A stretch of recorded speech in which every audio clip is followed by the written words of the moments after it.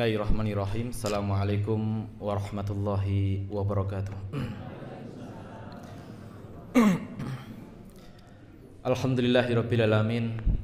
Alhamdulillahi wa kafa wassalatu wassalam ala rasulihil mustafa wa ala alihi wa ashabihi wa man wafa. Asyhadu an la ilaha illallah wahdahu la syarikalah wa asyhadu anna Muhammadan abduhu wa rasuluh. Allahumma sholli wa sallim wa barik ala nabiyyina Muhammadin wa ala alihi wa ashabihi ajmain. Rabbi shrahli sadri wa yassirli amri wahlul 'uqdatam min lisani yafqahu qawli. Rabbana zidna ilma warzuqna fahma.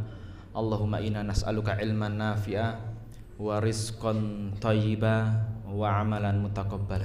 Amin ya rabbal alamin. Ma'asyiral muslimin hasanallahu wa yakum. Bapak Kiai, para asatid, Bapak Ibu jamaah sekalian, azinallahu wa yakum, yang semoga diberikan kemudahan oleh Allah Subhanahu wa taala urusannya dunia dan akhirat, diampuni segala dosa-dosanya, dan kemudian diberikan kesehatan sekeluarga sehingga bisa menjalankan amal ketaatan dengan sebaik-baiknya. Alhamdulillah, segala puji bagi Allah Subhanahu wa taala atas segala limpahan nikmat yang diberikan kepada kita semuanya. Sehingga dengan nikmat-nikmat yang sangat banyak yang Allah berikan kepada kita, kita mampu menjalankan kewajiban-kewajiban yang Allah bebankan kepada kita. Kita bisa menjalankan segala aktivitas kita, termasuk pada pagi yang cerah ini kita bisa melangkahkan kaki kita dari rumah menuju tempat yang penuh berkah ini. Tentunya ini harus kita syukuri. Ini kalau bukan karena taufik yang Allah Subhanahu wa taala berikan kepada kita, kita nggak akan mampu untuk melangkahkan kaki menuju tempat yang berkah ini. Maka kita bersyukur kepada Allah Subhanahu wa taala yang sudah memberikan taufik memilih kita, hamba-hambanya, menjalankannya, ya, menunjukkannya sehingga bisa berthalabul ilmi di tempat yang mudah-mudahan diberkahi oleh Allah Subhanahu wa taala. Ada sabda Rasulullah sallallahu alaihi wasallam, beliau mengatakan, al malaikatu tusolli ala hadikum madama fi musallahu alladhi shalla fihi malam yuhdith. Para malaikat itu senantiasa bersolawat kepada salah seorang di antara kalian selama fi musallahu, selama di tempat sholatnya, alladhi shalla fihi, yang dia sholat di dalamnya, malam yuhdith, ketika dia tidak berhadas. Maka suatu hal yang kemudian bisa kita biasakan adalah bersuci ketika kita hendak ke masjid, atau ketika kita hendak berthalabul ilmi, atau bahkan ketika kita bisa bersuci dalam setiap waktu. Karena ada satu keutamaan sendiri. Takulu, malaikat itu bersolawat mendoakan kepada orang-orang yang ada di dalam musola itu, Allahumma ighfir lahu, Allahumma arhamhu. Bapak Ibu sekalian nazalallahu wa yakum, kalau didoakan oleh orang yang kiai, ustadz, atau orang yang baik, orang yang soleh, itu tentunya kita senang banget nih. Bahagia ada seorang ulama besar mendoakan kita. Ini yang mendoakan adalah malaikat. Allahumma ighfir lahu, ya Allah ampunilah orang-orang yang ada di masjid ini. Allahumma arhamhu, ya Allah rahmatilah mereka. Rahmati, kasih sayangi ya Allah, gitu. Itu malaikat mendoakan kita. Maka ma'asyiral muslimin hasanallahu wa iyyakum, ini salah satu keutamaan ketika kita berthalabul ilmi, bermajelis ilmu di tempat yang penuh berkah ini. Mudah-mudahan biar senantiasa istiqomah. Khati hasanallahu wa iyyakum, mengawali apa yang akan kita bahas pada kesempatan pagi hari ini, tentunya tadi di rumah atau pagi hari ini, atau kebiasaan kita di pagi hari senantiasa bertilawatul Quran, membaca Al-Quran, Pak, Bu. Sesuatu yang mungkin kita tidak tinggalkan, walaupun satu halaman, dua halaman, atau lebih dari itu, syukur-syukur satu juz. Al-Quran yang kita baca, kitab suci yang kita baca itu jumlahnya ada berapa ayat, Bu? Gitu, Pak? Ada berapa ayat? Ketika ditanya jumlah nek kalau juznya tahu, nggak ada yang tidak tahu. Jumlah suratnya tahu nggih, 114. Kalau ayatnya 6.600. 666 ngoten. Itu gampang ki. Itu untuk memudahkan saja. Para ulama berbeda pendapat terkait dengan jumlah ayat dalam Al-Qur'an. Ada 7 madhab atau berapa sekitar itu. Ada al-madani, madhab madanil awal, madhab madanil akhir, ada madhab al-maki, al-kufi. Jadi berbeda pendapat terkait dengan jumlah ayat Al-Qur'an ini disebabkan karena riwayat yang datang kepada mereka atau pemotongan memotong kalimat. Terkadang satu kalimat dipotong menjadi 2 ayat, ada yang satu ayat. Adapun yang Quran yang kita baca biasanya ya terbitan Mekah Madinah dari madhab Al-Kufi ini jumlahnya 6.236. 6236. Nanti dihitung lagi kalau percaya, okay? Tapi ulama sepakat bahwa jumlah ayat Al-Qur'an 6.200-an. Kalau mereka sepakat jumlahnya 6.200-an, enggak sampai 6.600. 6.200-an. Cuma berapa setelahnya gitu, ada yang 6.214, ada macam-macam. Ada yang memasukkan bismillah itu ke dalam ayat Al-Qur'an. Termasuk Al-Fatihah sendiri kan berbeda pendapat ya, terkait ini. Nah, kalau jumlahnya 7 ya, ada yang memasukkan bismillah ke dalam Al-Fatihah, ada yang tidak juga. Kalau yang tidak memasukkan bismillah ke dalam Al-Fatihah berarti ayat yang terakhir itu dibagi 2. Ghairil maghdubi alaihim ihdinas siratal mustaqim siratal ladzina an'amta alaihim, satu ayat. Ghairil maghdubi alaihim waladhdallin, satu ayat lagi. Makanya ada yang tidak membaca Al-Fatihah tidak membaca bismillah ketika sholat, yang mengawali sholat Al-Fatihah itu. Ada yang bismillah dengan sir, ada yang bismillah dengan jahar. Nah, ini perbedaan seperti itu disebabkan karena perbedaan dalam menentukan ayat. Jadi pada intinya apa yang kita bahas, apa yang kita baca dalam keseharian Al-Quran itu jumlahnya 6.000, sekitar 6.200 kali yang kita baca dalam Al-Quran 6.236. Jangan lupa Pak, kalau ditanya harus tahu 6.236, satu ilmu ini. Dan dari ayat tersebut kandungan ayat atau kandungan Al-Quran yang kita baca itu paling tidak ada 3 kandungan. Yang pertama, isinya apa tuh Al-Quran itu gitu. Yang kita baca 6 ribuan itu isinya apa? Harus mudeng nih. Ya, makanya selain membaca teks Arabnya juga diupayakan untuk membaca 1 kali, 2 kali, 1 ayat, 2 ayat sampai seterusnya terjemahannya. Yang pertama yaitu terkait dengan apa yang telah terjadi pada masa yang lalu. Kisah-kisah, maka sepertiga Al-Quran itu isinya apa? Kisah Anbiya, nabi-nabi, kemudian kisah kaum-kaum terdahulu, ya, kemudian kisah-kisah yang lainnya. Kenapa Allah Subhanahu wa taala menyebutkan di situ banyak kisah, bahkan diulang-ulang. Sepertiganya bahkan isinya adalah cerita, tapi bukan cerita bohong, kisah nyata. Cerita yang nyata, kisah yang nyata. Agar kita bisa mengambil pelajaran buat kehidupan kita dan selanjutnya, karena yang namanya sejarah itu adalah pengulangan. Terus, apa yang telah terjadi pada masa lalu juga akan terjadi pada masa ini atau yang akan datang. Maka pentingnya kita mengambil pelajaran dari apa yang diceritakan oleh Al-Quran di situ. Bukan hanya sekedar cerita-cerita tok ngalir, tidak seperti itu. Monggo nanti didalami lagi, dibaca. Kisah nyata, kisah paling nyata. Buat pelajaran kita semuanya. Kemudian yang kedua terkait dengan apa yang akan terjadi pada masa yang akan datang. Kalau pada masa yang lalu, ini yang akan terjadi pada masa yang akan datang. terkait dengan asratus saah, tanda-tanda hari kiamat. Misalnya, bahkan di situ banyak sekali Allah Subhanahu wa taala mengulang-ulang tentang tanda-tanda hari kiamat. Bahkan banyak surat-surat yang namanya tentang hari kiamat. Dimulai dari juz 30, Al-Qari'ah, Al-Zalzalah, Al-Insyiqaq, Al-Infitor. Di situ Abasa juga ada kisahnya, ada penjelasan tentang hari kiamat juga.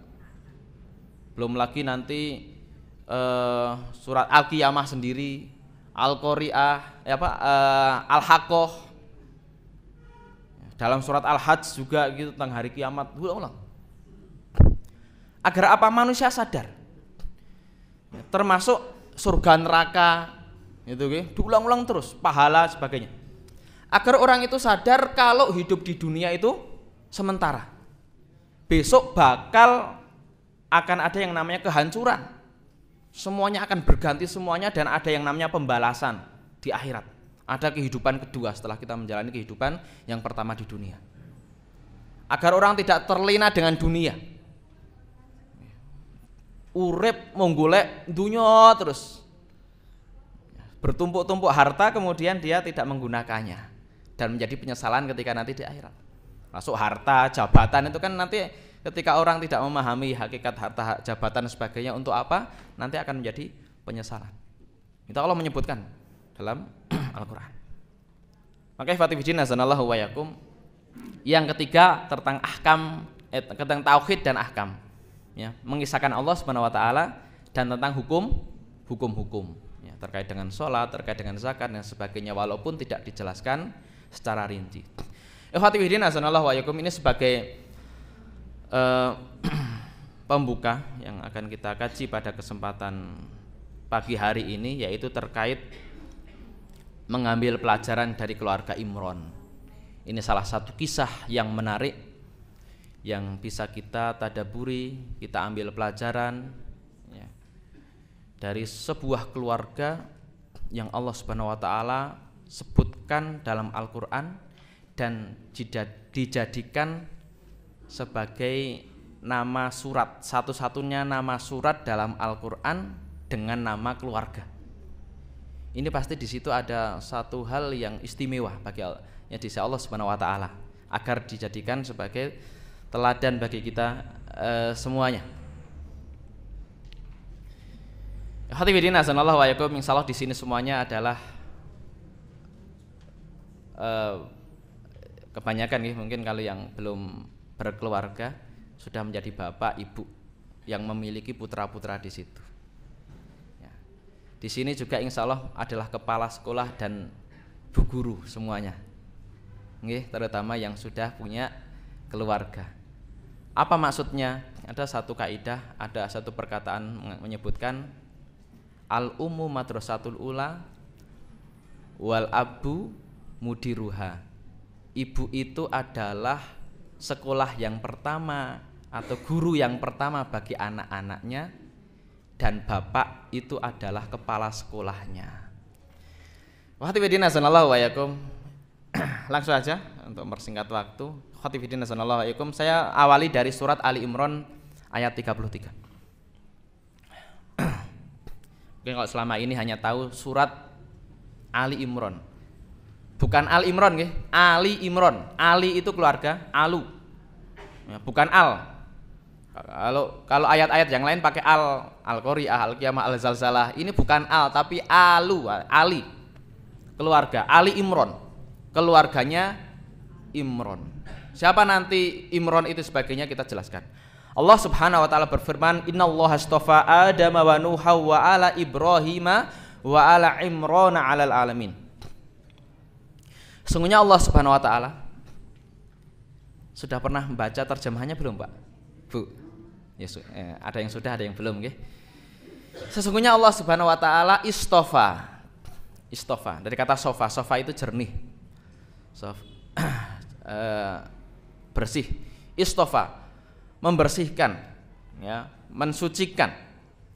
Atau kalau artian secara letterak di situ istofa memilih. Memilih siapa? Adam. Wa Nuh dan Nuh, wa ala Ibrahim dan keluarga Ibrahim, wa ala Imron dan keluarga Imron di atas alamin, di atas seluruh penduduk bumi pada masanya. Ada orang-orang pilihan Allah Subhanahu wa taala pada masanya. Yang pertama Adam. Allah Subhanahu wa taala turunkan ya dari surga, dan di surga Allah Subhanahu wa taala pilih dia dari sekian banyak makhluknya, dari para malaikat termasuk iblis. Di situ Allah Subhanahu wa taala berikan kelebihan kepadanya berupa ilmu, sehingga dengan ilmu yang Allah Subhanahu wa taala berikan kepada Adam, Adam menjadi terhormat, Adam menjadi mulia, sehingga Allah Subhanahu wa taala pun mengatakan kepada malaikat dan iblis untuk bersujud kepadanya, dalam artian sujud untuk ikram, untuk penghormatan kepadanya. Makanya ketika orang Allah Subhanahu wa taala memberikan kepadanya itu ilmu, terutama ilmu adin, ilmu agama, maka Allah Subhanahu wa taala menginginkan orang tersebut mulia. Nah, bersyukur Bapak Ibu sekalian azanallahu wa yakum, ketika Allah Subhanahu wa taala memudahkan Bapak Ibu sekalian dari rumah menuju ini, berarti Allah Subhanahu wa taala menginginkan Bapak Ibu semuanya di sini menjadi orang yang mulia, orang yang baik. Man yuridillahu bi khairan yufaqihu fiddin. Barang siapa, kata Rasulullah SAW, barang siapa yang Allah inginkan seorang hamba itu menjadi baik, maka dia akan pahamkan dalam urusan agama. Bukan dikasih duit okeh, bukan dikasih jabatan sing mentereng.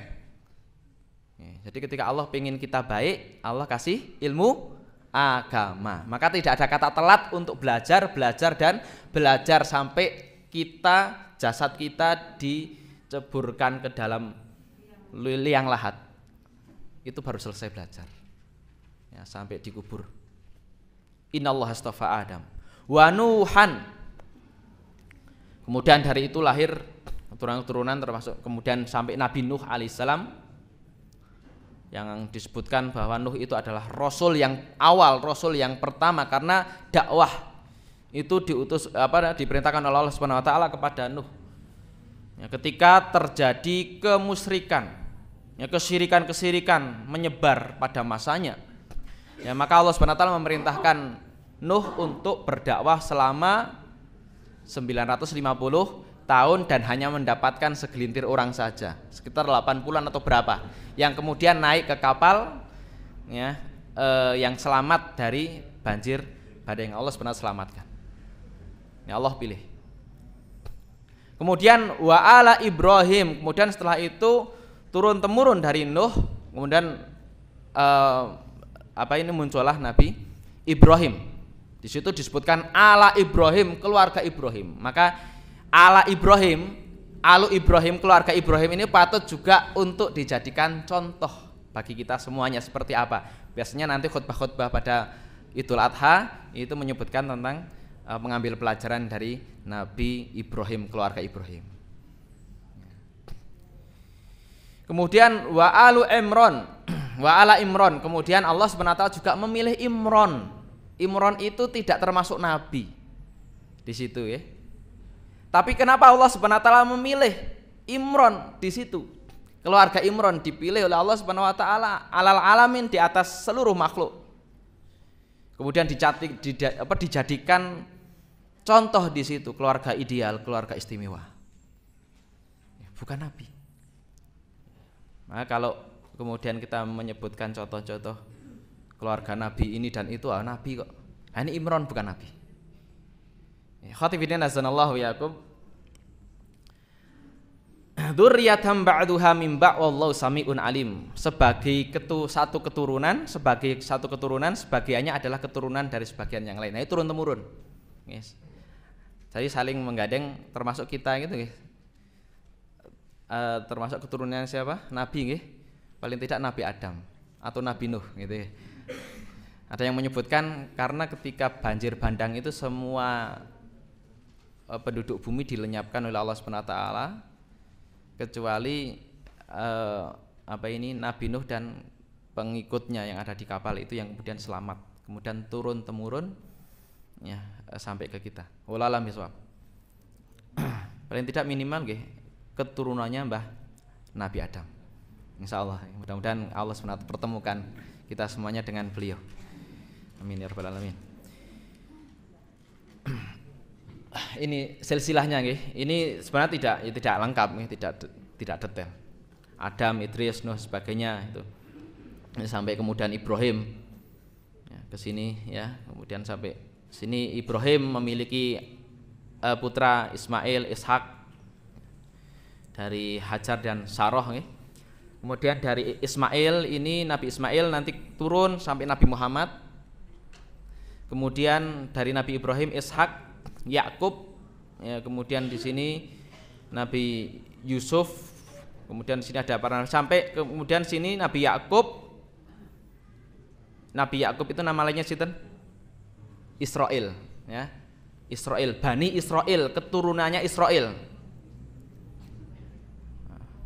Keturunannya Israel. Maka ada Bani Israel Israel itu okay? Israel aslinya Israel. Ya, dari nama dari Nabi Yakub. Cuma orang-orang Israel itu tidak semuanya keturunannya Nabi Yakub. Banyak dari mereka pendatang. Ya, apalagi dulu ketika diusir dari Jerman itu kan mereka juga adalah orang-orang pendatang. Tidak semuanya.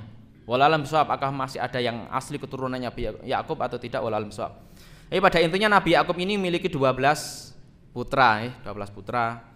Di antaranya adalah yang kita kenal dengan Nabi Yusuf, ya, dengan saudaranya Bunyamin, dengan 4 istri. Ya, Nabi Yakub ini kemudian ada keturunan yang namanya Yahuda ini, yang sebagian turun temurun, ya.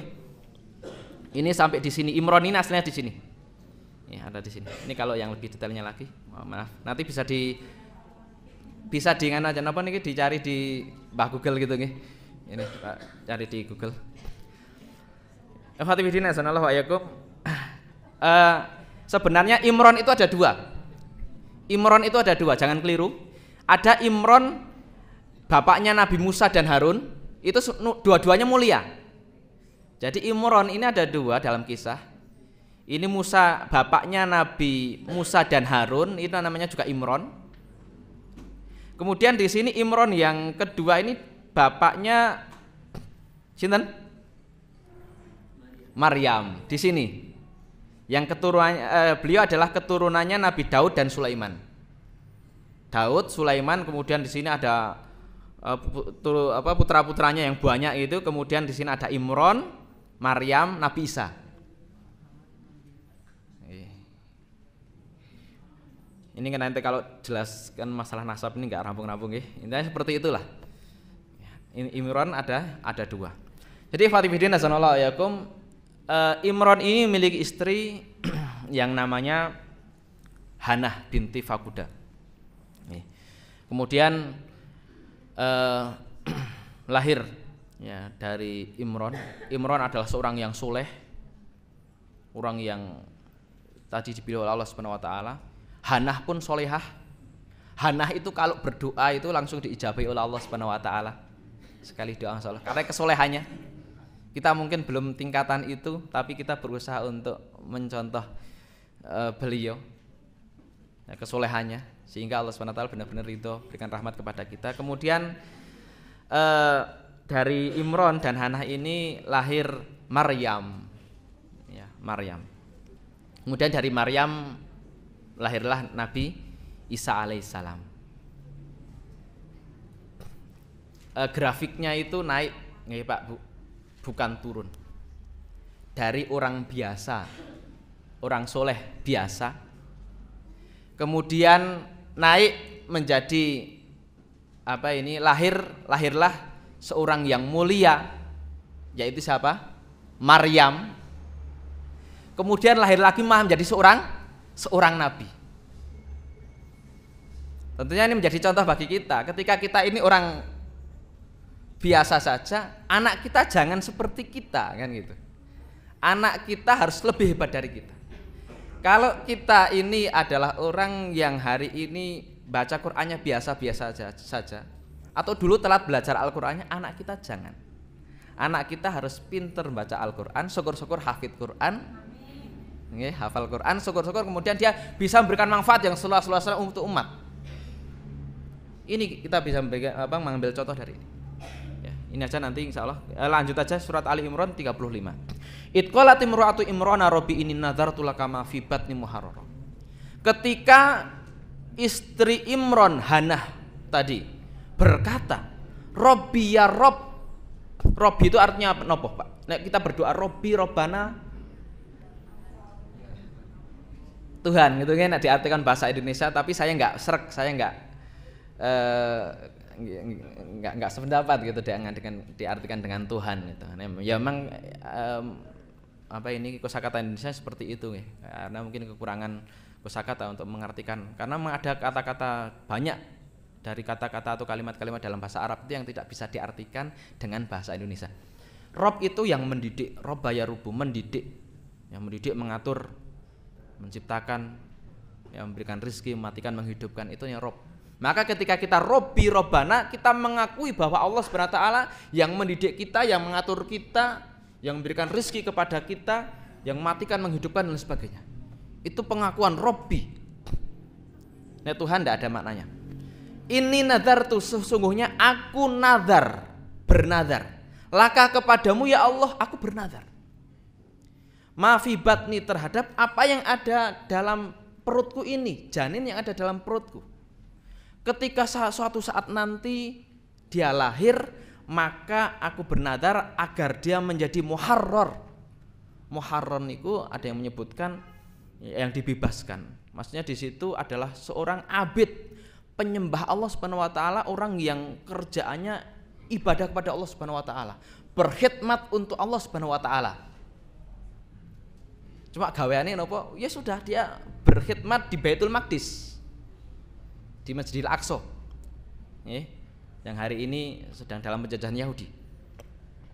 Ya Allah, ya ketika anakku lahir, aku akan jadikan dia menjadi orang yang abid, orang yang dia kerjaannya hanya untuk mengabdikan diri kepadamu ya Allah.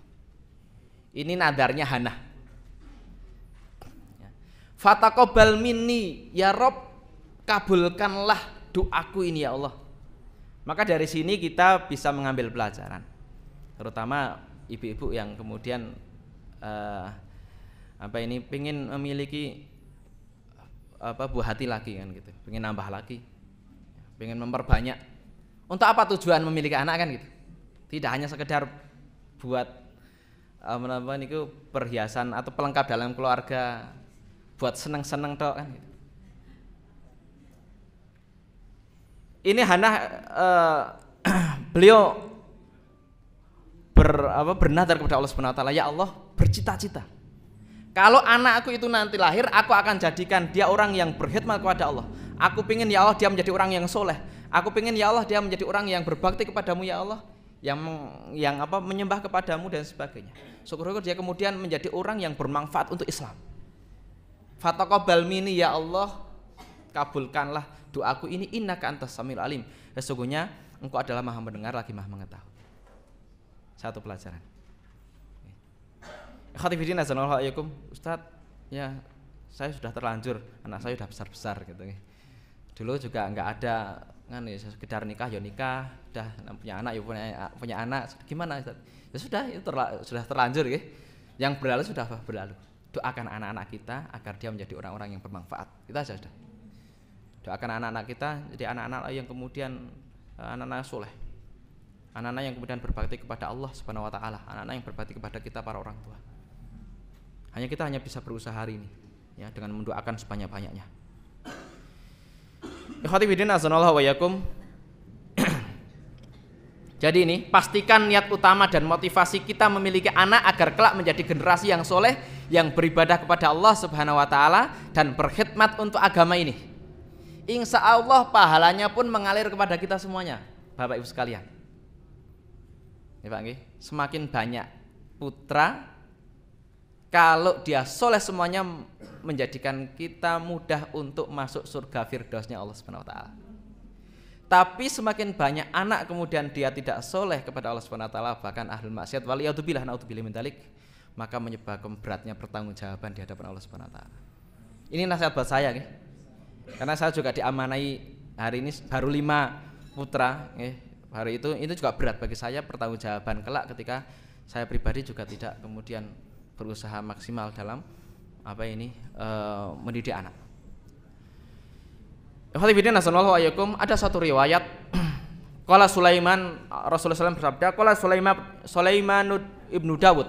Sulaiman bin Dawud beliau mengatakan, la atufanna lailata bi mi'ati imra'atin. Sungguh aku akan menggilir 100 istri dalam semalam. Jangan bayangkan, ini Nabi ya. Nabi itu memiliki kelebihan dibandingkan manusia biasa. Kelebihan apapun termasuk kelebihan ini. Ini hadis sahih diriwayatkan oleh Imam Bukhari. Dalam riwayat yang lain yang menyebutkan, dalam riwayat yang lain ada 60, 70. Pada intinya banyak sekali. Dan itu belum ada, kalau Nabi belum ada, nggak ada pembatasan. Kalau kita cuma itu Pak 4 aja ya, masna wa thulatsa wa ruba. Bagi yang mampu gitu ya. Bagi yang mampu nanti pelajari itu dulu, dipelajari kalau ingin praktek pelajari dengan sebaik-baiknya. La atufana lailata bimi atimra'atin tali dukulum ra'atin min hunna hulaman, yang nanti akan melahirkan setiap wanita itu para lelaki anak-anak hulam, tapi nggak sekedar hanya nafsu iya semuanya pakai nafsu nggih, tapi cita-cita tertinggi dari kemudian beliau menggilir istrinya 100 ini untuk apa? Bukan hanya sekedar ketika memiliki anak ya amen anaknya oke, rezekinya oke. Tapi beliau memiliki cita-cita tinggi. Yuqatilu fisabilillah. Akan aku jadikan anak-anak yang lahir 100 itu akan menjadi pejuang di jalan Allah. Akan menjadi mujahid di jalan Allah. Dalam riwayat yang lain akan menjadi faris, penunggang kuda semuanya, orang-orang hebat semuanya. Coba bayangkan, punya 100 anak, semuanya orang-orang hebat, mujahid fisabilillah, meninggal semua di jalan Allah, masuk surganya sekono gitu, enggak tanpa hisab. Masya Allah. Ini Nabi Sulaiman. Qala nasiya, kemudian ternyata dia lupa mengatakan insya Allah. Ya. Sehingga lam talid min hunam ro'atun ila wahidah. Tidak lahir ya dari 100 itu kecuali satu saja, itu pun nisfa insan, setengah manusia. Apa itu setengah manusia? Cacat. Hanya lahir satu dari 100 itu ya, itu pun cacat. Kenapa? Karena lupa bilang insya Allah. Maka ketika kita melakukan atau janji dan sebagainya, itu bilang insya Allah, karena kita nggak akan tahu apa yang akan terjadi setelahnya. Semuanya kehendak Allah Subhanahu Wa Taala. Ini pelajaran penting juga bagi kita. Pada intinya tadi, niat memiliki anak itu tuh apa? Ikhwati fillah nazanallahu wa iyyakum. Falamma wada'atha qalat rabbi ini wada'tuha untha. Maka ketika dia Hannah tadi melahirkan seorang putri, ternyata qalat, dia mengatakan Robbi ya Rob, ini wada'tuha untha. Ternyata aku melahirkan seorang perempuan. Padahal aku ngarep-arep sinten? Lelaki, walaupun dalam nadar tadi tidak disebutkan lelaki, tapi menurut kebiasaan bahwa yang namanya muharrar, orang yang abid, orang yang mengabdikan di Baitul Maqdis itu adalah lelaki. Kenapa? Karena kalau perempuan memiliki kekurangan-kekurangan, diantaranya adalah dia haidah, datang bulan,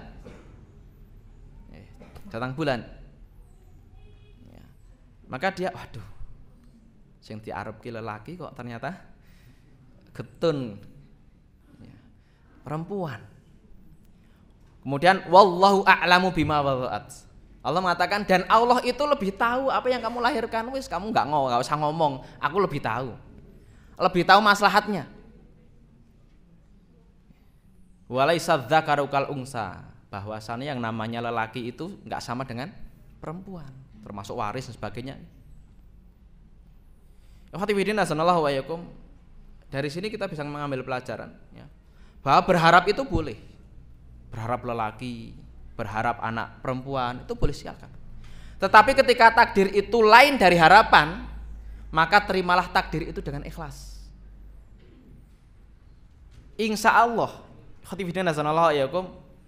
Allah Subhanahu Wa Taala Maha mengetahui apa yang kemudian kita butuhkan, apa yang menjadi kebaikan untuk kita semuanya. Sesuatu yang bisa jadi kita benci, kita nggak suka, itu adalah kebaikan yang banyak untuk kita. Tetapi bisa jadi ketika Allah Subhanahu Wa Taala ketika kita mengharapkan suatu kebaikan-kebaikan atau menyukai sesuatu, bisa jadi apa yang ada pada diri kita dari sesuatu yang kemudian kita sukai itu buruk bagi kita. Maka yang namanya takdir itu ya bismillah. Semuanya baik yang Allah Subhanahu wa taala tetapkan untuk kita. Terkait dengan keluarga kita, terkait dengan misalnya kok hari ini kok sakit-sakit sebagainya, bisa jadi itu adalah ya sesuatu yang baik. Ya, maka jangan sekali-kali suudzon sama Allah. Jangan berburuk sangka sama Allah Subhanahu wa taala. Bisa jadi itu adalah suatu kebaikan yang banyak di belakang itu tanpa kita kemudian mengetahuinya. Misalnya kok batal haji gitu, sudah dipersiapkan, itu bisa jadi ada suatu kebaikan di baliknya itu. Maka apapun diterima dengan ikhlas. Ikhwati fillah sanallahu alaikum. Tadi ini. Wa inni samaituha Maryam, dan aku menamakannya dengan Maryam. Ini nama yang baik Maryam itu. Ada yang menyebutkan namanya artinya ahli ibadah. Ya, ada yang menyebutkan orang yang taat dan sebagainya. Dari sini kita bisa mengambil pelajaran juga ketika kita memberikan nama anak itu adalah dengan nama yang baik juga. Ada yang menyebutkan bahwasanya nama itu adalah doa, itu nama adalah doa. Dan Rasulullah SAW banyak kemudian beliau mengganti nama-nama para sahabatnya yang kemudian dinilai buruk. Misalnya ada sahabat yang namanya So'ab, sulit, itu ya, sulit. Kemudian Rasulullah SAW mengatakan anta sahal. Ada juga hazan, sedih gitu ya, hazan. Ya, kemudian Rasulullah SAW mengganti ya dengan nama juga sahal itu ya, mudah atau juga bahagia. Itu. Kemudian dia tidak mengganti nama itu, ya Allah ini ya Rasul, ini adalah nama pemberian bapakku, aku tidak akan menggantinya itu. Ya sudah, dia sedih terus. Dan merasa seperti itu. Kemudian nama-nama yang lain, yang termasuk nama-nama, misalnya ada nama-nama Dasim, enggak ada nih Pak, enggak ada yang di sini yang namanya Dasim itu betul? Enggak ada Pak Insyaallah enggak ada. Dasim itu nama diantara nama jin itu nama setan pengganggu. Nah ini juga kita harus tahu nama-nama setan itu apa aja kan, jangan-jangan ini nama anak kita dinamai kayak nama-nama Arab gitu nama-nama pengennya kan Arab gitu kan. Ternyata ini namanya nama setan atau nama yang buruk, jahim misalnya, jahanam atau dan sebagainya. Ini khawatir nanti dicek aja saya khawatir nanti ada nama-namanya yang kemudian yang mengarah ke situ. Pada intinya ini nama adalah doa. Ada juga seorang pada masa Umar bin Khattab ya, kemudian seorang anak itu jengkel sama bapaknya. Jadi sama bapaknya berani. Kemudian bapaknya ini mengadukan kepada Umar bin Khattab. Ya. Umar, anakku ini berani sama saya. Gitu. Kemudian dihadapkan bapaknya dengan anaknya di hadapan Umar bin Khattab. Apakah kamu memang berani ya terhadap bapakmu? Bapakku itu enggak memberikan hak-hak kepadaku ya, wahai khalifah. Gitu. Apa hak-haknya? Di antaranya hak-haknya adalah memberikan ibu yang baik, gitu. Kemudian memberikan nama yang baik, sementara anak tersebut dinamai dengan kumbang itu ya, kumbang niku napa? Bahasa kita, budul napa? Itu dan sebagainya. Itu protes anaknya kan itu. Pada intinya diberikan nama yang baik, harapannya anak ini menjadi anak yang soleh, nanti anak yang siapa yang dicontohi gitu ya. Kalau yang dicontoh adalah para sahabat ya berikan nama-nama sahabat Nabi sallallahu alaihi wasallam. Yang dicontoh adalah nabi ya diberikan nama-nama nabi, harapannya menjadi penerus nabi sebagainya. Dan sebagainya. Jangan diberikan nama-nama yang kebarat-baratan juga, yang condong kepada kekafiran. Misalnya Johannes atau misalnya Lesus sebagainya gitu misalnya. Wa inni u'iduha bika wa dzurriyyataha minasyaitonir rajim. Dan aku ya Allah memohon perlindunganmu untuknya. Aku pengen engkau melindungi dia ya Allah Maka ini kita bisa mengambil pelajaran ketika anak itu lahir, kita memohon perlindungan kepada Allah Subhanahu wa taala agar anak itu dilindungi. Terus dilindungi dari gangguan-gangguan jin, setan, sebagainya, termasuk gangguan-gangguan orang-orang buruk. Dulu seperti itu mboten, Pak? Nek ndak ya sudah, enggak apa-apa. Hari ini masih ada waktu. Nggih, walaupun anaknya sudah kawak-kawak. Anaknya sudah beruban semuanya. Doakan tetap anak kita. Ya Allah, lindungilah, berkailah anak-anakku ya Allah berkailah, jadi berikan kesehatan, lindungilah dia, sebagainya. Wa dzurriyyataha, dan anak keturunannya minasyaitonir rajim, dari setan yang terkutuk. Khotibidina sanallahu wa iyyakum. Makanya tadi apa ini? Ini Allah Subhanahu wa taala pilih Maryam itu menjadi sebaik-baik manusia dari kalangan wanita. Kamulah minar rijal katsir, lelaki yang sempurna itu banyak, dan tidak ada wanita yang sempurna melainkan Maryam bin Imran dan Asiyah istri Fir'aun. Jadi wanita sempurna. Kalau laki banyak yang sempurna, para nabi, orang-orang soleh itu banyak. Tetapi untuk perempuan yang sempurna adalah dua, yaitu Maryam bin Imran, yang kedua adalah Asiyah, bukan Aisyah. Ini Aisyah istri Nabi ya. Asiyah imra'atu Fir'aun, padahal suaminya adalah seburuk-buruk makhluk. Ya, ketika itu ana rabbukumul a'la kan, dia mengatakan saya adalah Rob yang paling tinggi. Tapi menjadi istri yang masya Allah solehah yang Allah pilih. Wa fadlu Aisyah ala nisa ka fadil tharid ala sairit tu'am. Ini yang ketiga adalah Aisyah dibandingkan wanita yang lain, sebagaimana keutamaan tharid dibandingkan makanan yang lain. Tharid ini adalah makanan yang istimewa, roti dan sebagainya itu yang dicampur dengan kuah dan sebagainya, itu pada zaman Rasulullah sallallahu alaihi wasallam. Jadi ifatibidina sanallahu wa iyyakum. Ini tadi mendoakan ya, perlindungan untuk anak-anak kita. Doakan anak-anak kita dengan sebaik-baiknya. Ketika dulu tidak atau belum mendoakan, maka tidak ada hari kecuali kita mendoakan anak-anak kita. Tadi pagi sudah nggih Pak nggih. Bu nggih. Dan doa yang lebih mustajab itu adalah doanya para ibu gitu. Maka para ibu monggo silahkan doakan sebaik-baiknya anak-anak kita. Dan doa terbaik di antaranya yang disebutkan oleh Allah Subhanahu wa taala surat Al-Furqan ayat 74. Kalau yang belum hafal, hafalkan. Kalau sudah, lanjutkan.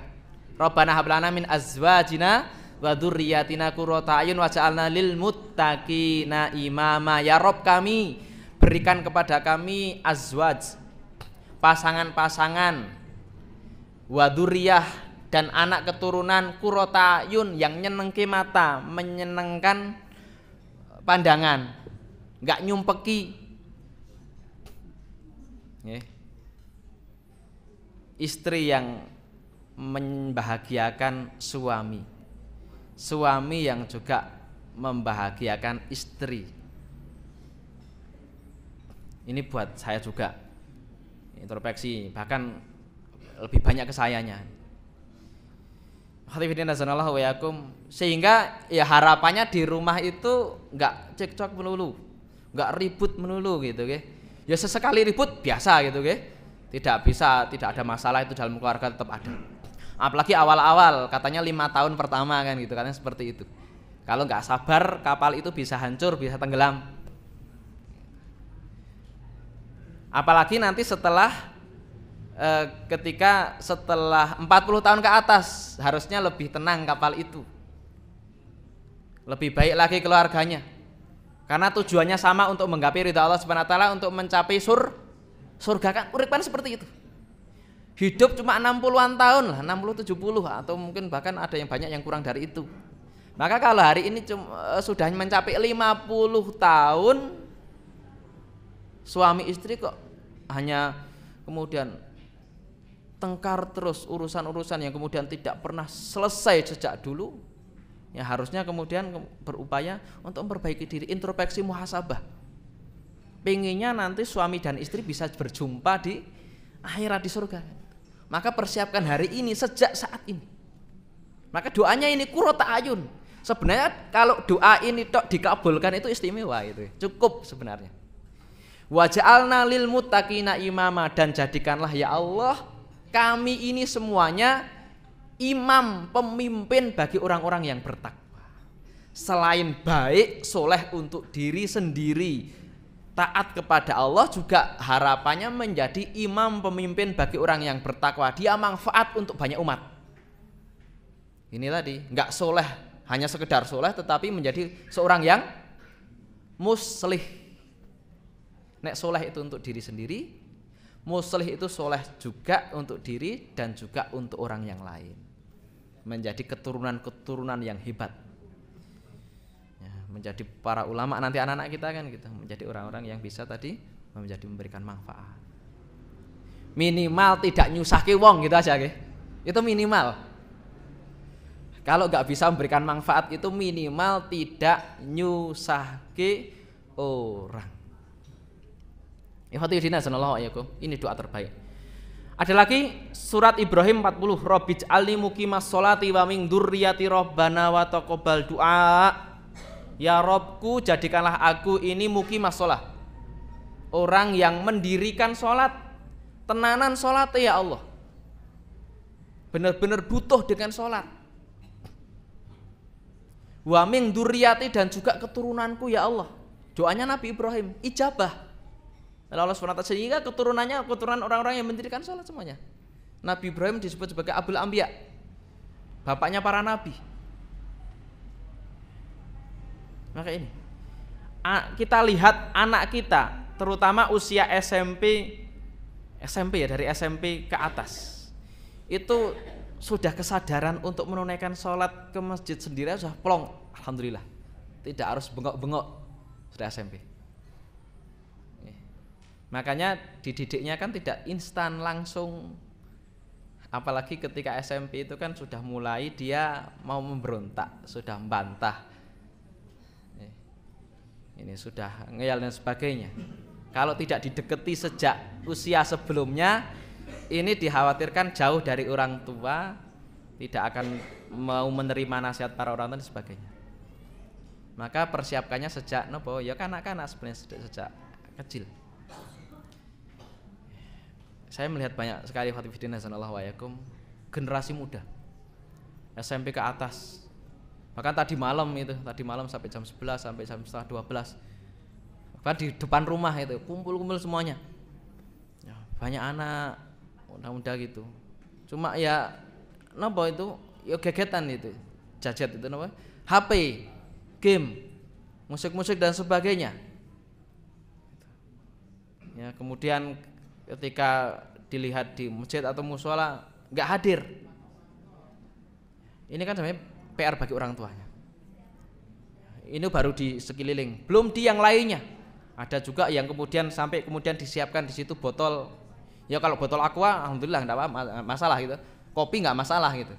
Kalau di situ kemudian yang kemudian menjadikan apa itu gliyang itu napa niku?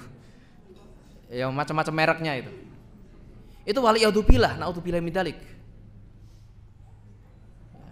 Kemudian mungkin dilihat di jalan-jalan itu, kemarin juga ada seorang anak usia SMP cewek, kemudian yang lainnya adalah laki-laki, ya, turun dari mobil kemudian ya dari malam sampai pagi, mungkin itu pagi itu ngapain?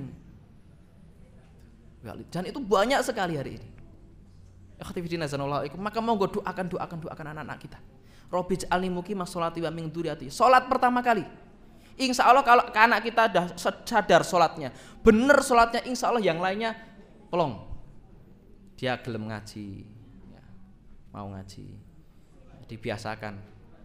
Ya, maka orang tuanya pun harus memberikan contoh teladan, nggak cuma perintah tok gitu, perintah tok, sholat berjamaah sementara orang tuanya telat terus di rumah terus, nggak muncul di masjid, ngaji jadi anak soleh. Ya, orang tua tidak berusaha untuk mensolehkan diri, Dia nggak pernah ngaji.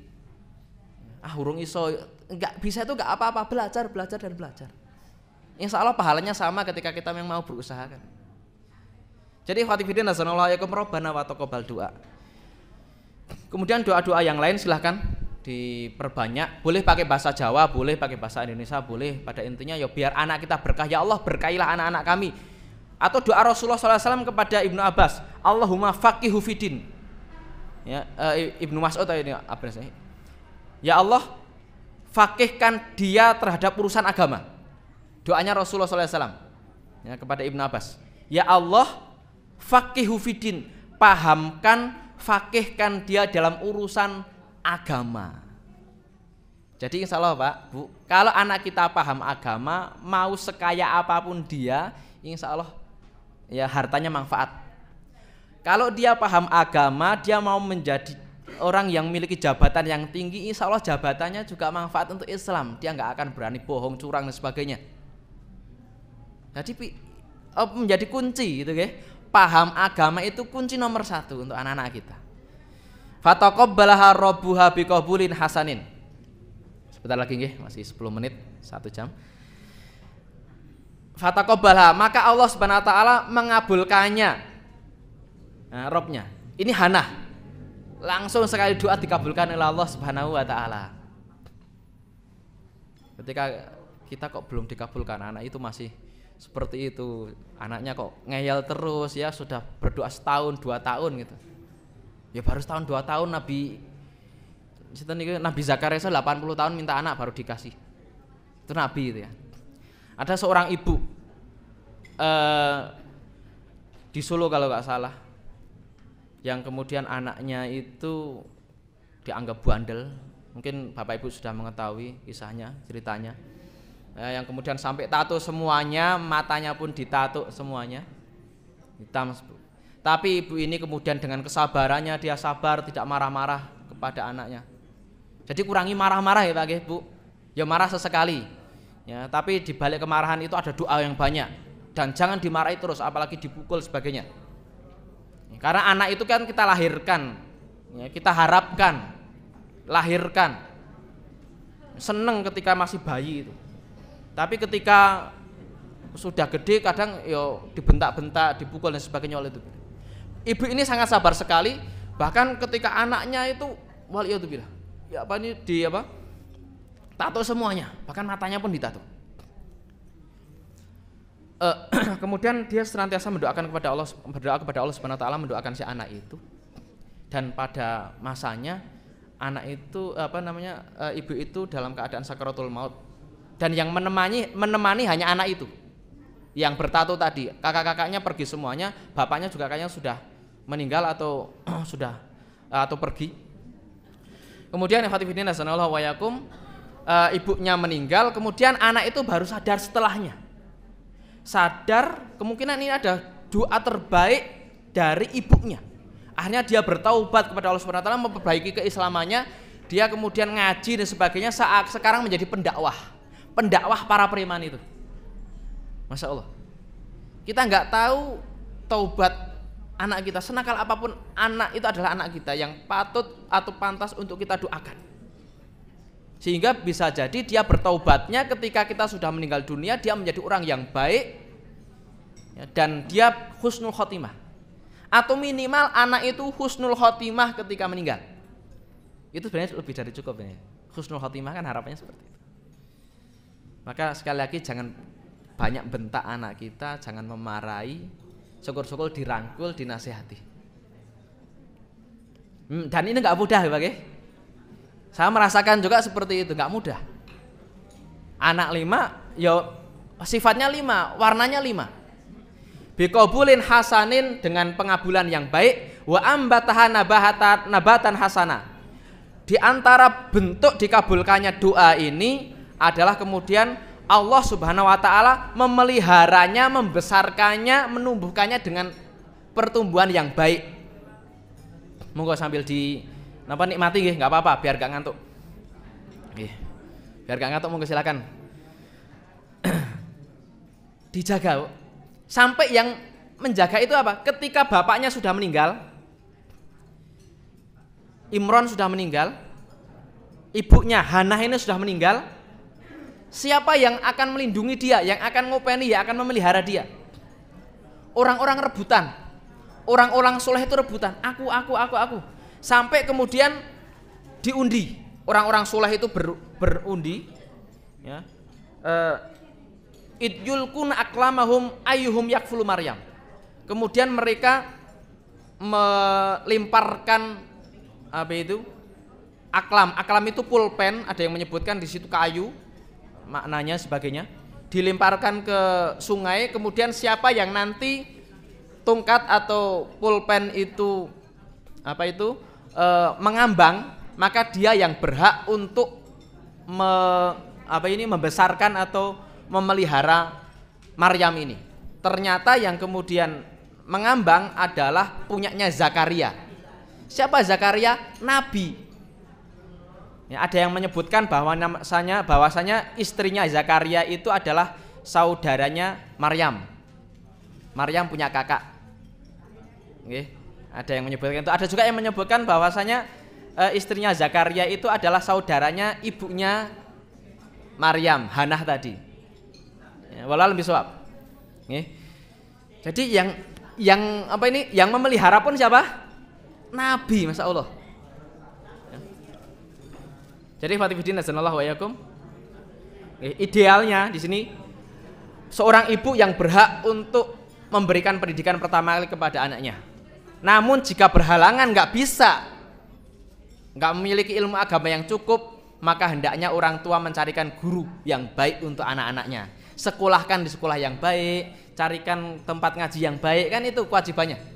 Aku ra iso mulang, aku ra iso ngajari sebagainya. Ya coba usahakan tempat yang baik. Maryam kemudian diasuh oleh Nabi Zakaria yang tumbuh dewasa dengan kebaikan dan akhlak yang terpuji. Satu kali lagi, ya. Kulama dokhla alaiha Zakaria mihrab wajada indaha rizqah. Setiap kali Zakaria menemui di mihrab, jadi Maryam itu diberikan tempat khusus mihrab. Mihrab itu bukan seperti tempat di musola atau masjid itu ya, yang tempatnya imam, bukan itu. Mihrab ini tempat khusus untuk beribadah. Cuma hari ini kemudian maknanya diarahkan ke mihrab itu adalah tempat pengimaman, itu tidak. Nggih, seperti itu. Kalau dulu adalah tempat ibadah khusus, mihrab. Ketika Zakaria itu masuk, dakhala ke tempatnya Maryam, karena yang punya kuncinya itu hanya Zakaria. Wajada indaha rizqah. Ketika Zakaria ingin memberikan makanan kepada Maryam, dia mendapatkan rizki. Loh, kok sudah ada makanan? Dari mana ini? Qala ya Maryam analaki hadza. Wahai Maryam, makanan ini dari mana? Ajaib. Orang yang soleh itu dapat rizki yang tidak disangka-sangka. Jadi Bapak Ibu sekalian, azanallahu wa yakum, ini pelajaran buat saya dan Bapak Ibu sekalian. Solehkan diri, insya Allah SWT memberikan solusi atas apa yang kita masalah-masalah yang kita hadapi. Seret rezekinya, ya, rezekinya seret, banyak-banyak istighfar, solehkan diri, lancar insya Allah. Tahu-tahu dapat rizku min haitsula yahtasib, wa may yattaqillaha yaj'alhu min amrihi yusra wa yarzuqhu min haitsula yahtasib. Jangan khawatir kekurangan rezeki. Jangan khawatir gak bisa makan. Nah ini kan seperti ini rezeki yang kemudian tidak diangan-angan ketika dari rumah. Untuk opo yo, untuk bubur, untuk bakso kan itu. Atau nanti di jalan juga ada orang yang ngasih segepok gitu ya. Tahu-tahu ada ketemu dengan orang, ini Bu gitu kan. Kita nggak tahu. Saya juga kemarin saya nggak tahu, ya Allah gitu ya. Nggak ada. Ya cuma ada cita-cita ketika ingin ke tanah suci gitu, ke Masjidil Haram. Hanya pingin kadang-kadang berdoa, tapi pingin mengumrohkan ibu saya ketika itu. Qadarullah ibu saya sudah tidak ada. Gitu. Saya tidak tahu. Saya juga nggak punya duit belas gitu ya. Punya kotak Ka'bah itu masih kosong gitu. Nggak pernah saya isi. Cuma ada niatan gitu. Qadarullah teman saya tahu-tahu telepon gitu. Dan saya juga nggak pernah mengira sama sekali ketika itu. Ustaz mau nggak imroh gitu? Ya mau, sampai nggak mau gitu ya. Sudahlah Ustaz, daftar sana gitu. nanti saya yang menanggung semuanya. Itu ikhwati fillah sallallahu alaihi wasallam. Ini terkadang rezeki seperti itu ya kita ya nggak mengetahui dari mana kan gitu. Yang penting solehkan diri. Urusan rezeki itu urusannya Allah Subhanahu wa taala. Kayak Maryam ini. Dia harus duduk di situ. Bahkan ajaibnya rezekinya ini rezeki yang aneh. Musim dingin rezekinya musim panas. Ketika musim panas rezekinya ini buah-buahannya ini ketika musim panas musim dingin, kebalikan. Ketika musim dingin musim panas. Kaget itu loh, kok ono ini. Kok qalat huwa min indillah. Dia berkata, ini adalah dari sisi Allah. Innallaha yarzuqu may yasha'u bighairi hisab. Sesungguhnya Allah itu memberikan rizki kepada hambanya mayasa sekehendaknya, terserah Allah, bighairi hisab, tanpa perhitungan. Maka jadi orang Islam itu wis rasa apa nih Pak? Tahu Pak? Kemerungsung masalah rezeki itu. Enggak usah khawatir. Wong burung saja kemudian dia pergi paginya pulang sorenya dengan membawa rezeki wareg kenyang dan dia juga bisa meloloh anak-anaknya, enggak khawatir, enggak nyimpen beras kenapa niku? Sekarung 2 karung kan gitu di rumahnya nggak ada simpenannya, itu nyantai. Apalagi kita sebagai manusia yang Allah Subhanahu wa taala sudah jamin kita rezeki. Insya Allah ketika kita beriman bertakwa Allah berikan kemudahan-kemudahan urusan kita. Wallahu taala a'lam bishawab.